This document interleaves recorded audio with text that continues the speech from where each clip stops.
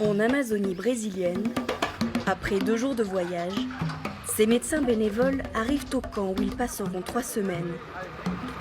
Il y a un frelon, il est énorme.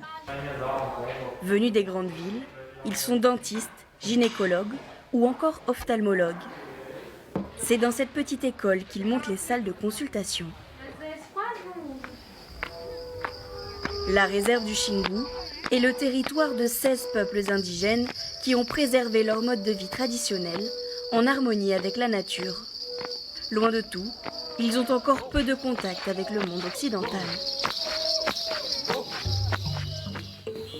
De retour au campement médical, les premiers patients arrivent. Des centaines d'indigènes ont fait le déplacement. Car dans cette région isolée, l'accès aux soins est limité. C'est votre fille? Oui. C'est la première fois que Kaoura va chez le dentiste. Ouvre bien grand la bouche, ma puce. Sarah, la dentiste, met en garde le père de l'enfant sur les dangers du sucre, qui n'existe pas dans la culture indigène. Elle est trop jeune pour manger du sucre. C'est nocif pour son organisme et pour ses dents. À 2 ans, Kaoura a déjà toutes les dents carillées. Sarah va devoir lui arracher une incisive irrécupérable. Monsieur, écoutez, si vous ne voulez pas qu'on lui arrache à nouveau des dents, il faut absolument arrêter de lui donner des sucreries. Je lui ai arraché une dent, mais j'aurais dû lui en arracher 4. Mais la dentiste sait bien que les parents ne sont pas les seuls responsables. Notre culture, à nous, les Blancs, a une influence sur la vie des indigènes. Même ici, ils mangent des biscuits, des sucettes, et ils n'ont pas l'habitude de se brosser les dents. Alors, pour encourager les enfants à adopter ce geste au quotidien, On mouille la brosse à dents. Sarah organise un atelier brossage de dents au bord de la rivière. Et on brosse en haut. Car c'est en quelque sorte la salle de bain des peuples d'Amazonie. Voilà, comme ça, c'est bien mon petit. Lorsqu'un habitant est blessé dans un village reculé, les médecins doivent faire plusieurs heures de route. Lorena est l'une des bénévoles de l'ONG. Quelle galère ce trajet. C'est super difficile d'arriver jusqu'au patient.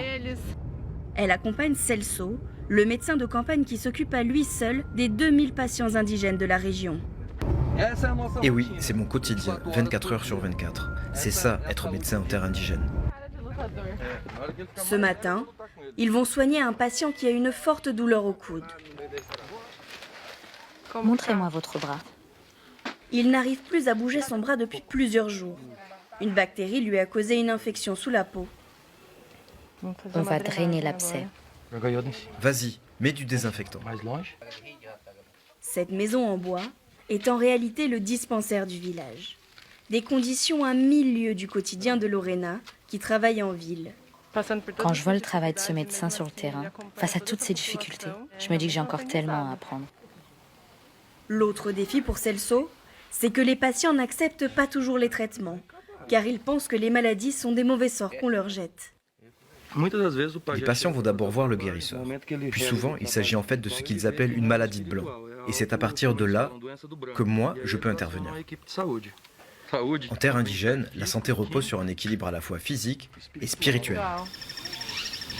La médecine spirituelle a justement été très présente dans la région en cette année de pandémie. Bonjour. Lorena va assister à une séance de prière thérapeutique. La patiente a de lourdes séquelles de la Covid-19. J'ai encore beaucoup de mal à respirer. Alors ces prières vont m'aider à récupérer, à recoudre mes poumons en quelque sorte. Ce cigare aux fleurs fait partie du soin spirituel. Lorsqu'elle est tombée malade l'an dernier, Anna s'est soignée avec les 2 médecines, indigène et occidentale. Quand le virus est arrivé ici, on était perdus. On ne savait pas quoi faire. Certains pensaient qu'il s'agissait d'un mauvais sort. Cette année a été cruelle pour moi. J'ai perdu ma mère. Au Brésil, les indigènes sont maintenant prioritaires pour la vaccination. Car éloignés des hôpitaux, ils sont considérés plus vulnérables face à la Covid.